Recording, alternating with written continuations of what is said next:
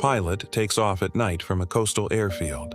Clear conditions, no weather, nothing wrong with the aircraft.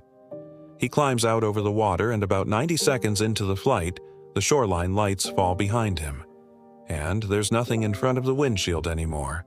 No horizon. No line between the black of the sea and the black of the sky. Just void. His body tells him he's straight and level. His inner ear is completely certain about it. He feels calm. He feels in control.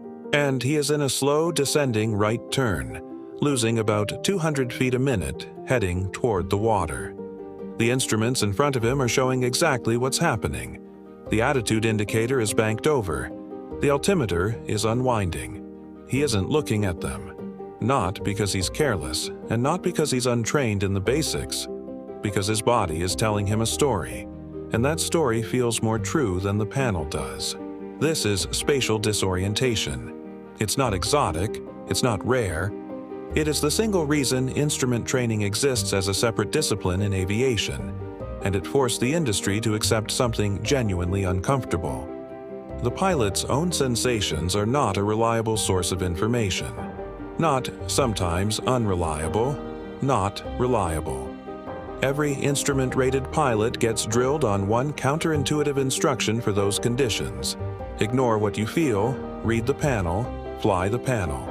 I want to talk about the version of that you're living right now, on the ground, with a calendar instead of an altimeter. There's a sentence I hear more than any other from professionals who are running on empty. 4 words. I don't have time. Let me be careful here, because I'm not about to tell you you're lying. You're not. You believe it completely, and that belief is honest. That's exactly what makes it dangerous. It's not a lie. It's an instrument reading you never took. And notice something about the sentence. Nobody argues with it. Say, I don't have time to a colleague, a partner, a friend, and the conversation ends. It's the most socially bulletproof phrase available to a working adult. That's not a coincidence. It survives because nothing challenges it, and things that go unchallenged for years stop feeling like statements and start feeling like weather. Here's the first problem with it. When people are asked to estimate where their hours went, and then actually log those hours, the two don't match. That's a consistent finding across time use research. Self-reported time and recorded time diverge, sometimes badly. Not because people are dishonest, because nobody is auditing themselves in real time. You're doing what the pilot did, flying on sensation and calling it information. So when you say you don't have time, what are you actually reporting? You're reporting a feeling of scarcity, and feelings of scarcity aren't produced by arithmetic. They're produced by depletion. Think about the same day at 2 different energy levels. A 40-minute task at 9 a.m. on a rested morning is a 40-minute task. The identical task at 7 p.m. after 11 hours of decisions is impossible. You look at it, and something in you says no. The clock didn't change. The hours available didn't change. Your capacity changed, and your brain reported that change back to you in the language of time, because that's the only language that's socially acceptable. I have no capacity right now sounds like weakness. I have no time right now sounds like success. So the swap happens automatically, and you never notice it happening. That's the whole trick. You're diagnosing a capacity failure as a scheduling failure, which means every solution you reach for is a scheduling solution. A better app, a tighter calendar, waking up earlier, time blocking. You keep optimizing the thing that isn't broken, and when that doesn't work, you conclude you need to be more disciplined, which drains the actual broken thing even further. That story is doing a job for you. It's not a malfunction, it's protection, and it's very good at its job. As long as I don't have time is true, you never have to change anything. You don't have to go back to someone and renegotiate a commitment you should never have taken. You don't have to disappoint a person whose approval you're quietly dependent on. You don't have to sit still with nothing to do and find out what shows up when you do. And, most importantly, you don't have to try the new way and find out whether it works, because if you try it and it fails, you lose the last story you had about who you could be.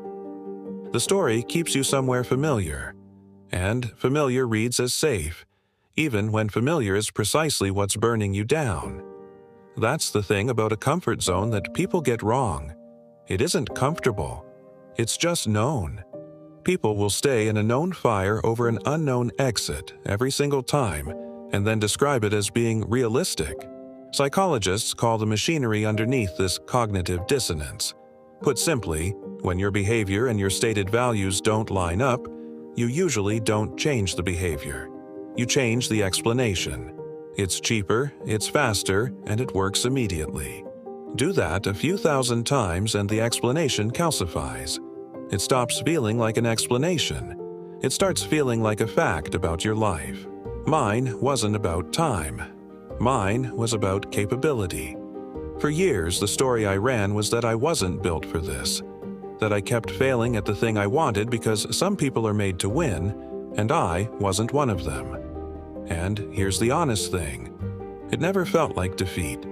It felt like realism. It felt like maturity, like I'd grown up enough to accept my ceiling. It was the most comfortable belief I have ever held, because if you're not built for it, you're excused, permanently. You never have to try again, and you never have to find out. What broke it wasn't motivation. It wasn't a book, and it wasn't a speech. It was a pattern I eventually couldn't argue with. Every single time I decided to quit, something moved. Not a rescue, not a windfall, a signal. Small enough to dismiss on its own, but it happened at the exact point of quitting, over and over, until dismissing it required more denial than accepting it. Life tests you right before it hands you the thing. It checks whether you're still standing there when the reward hasn't arrived yet.